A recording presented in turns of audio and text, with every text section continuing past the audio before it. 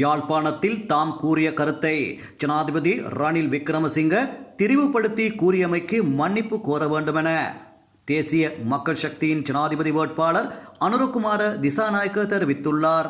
Prime group அறிமுகப்படுத்தும் இலங்கையின் முதலாவது நவீன வீட்டு அபார்ட்மெண்ட் நகரம் கிரிபத்குடையில். அழையுங்கள் 0772041041. கொழும்பில் இடம்பெற்ற தேர்தல் பிரசார கூட்டத்தில் கலந்து கொண்டு உரையாற்றிய போதே அவர் இவ்வாறு தெரிவித்தார்.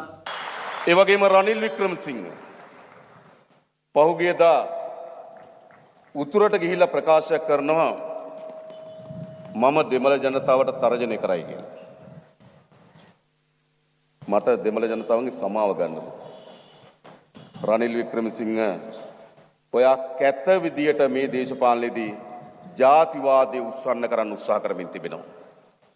හැබැයි මම ස්තුතිවන්ත වෙනවා. රනිල්ගේ ප්‍රකාශයට උත්තරේ දෙන්න මම ඕනේ නෑ. සුමන්දිරන් මහත්මයාම නිවැරදි උත්තරේ රනිල් වික්‍රමසිංහට දීලා තියෙනවා. வடக்கிற்கு விஜயம் மேற்கொண்ட ஜனாதிபதி ரணில் விக்ரமசிங்க நான் தமிழர்களை அச்சுறுத்துவதாகவும் அதற்காக அவர்களிடம் மன்னிப்பு கோர வேண்டும் எனவும் பிரசாரம் செய்துள்ளார். இவ்வாறான அரசியல் நடவடிக்கைகள் மூலம் ரணில் விக்ரமசிங்க இனவாதத்தை தூண்டுவதற்கு முனைந்துள்ளார். பாராளுமன்ற உறுப்பினர் சுமந்திரன் ஏற்கனவே தகுந்த பதிலை அவருக்கு தெரிவித்துள்ளார். சுமந்திரன் சரியான பதிலை ஏற்கனவே வழங்கியுள்ளதால் நான் ரணில் விக்ரமசிங்கவிற்கு பதிலளிக்க வேண்டியதில்லை.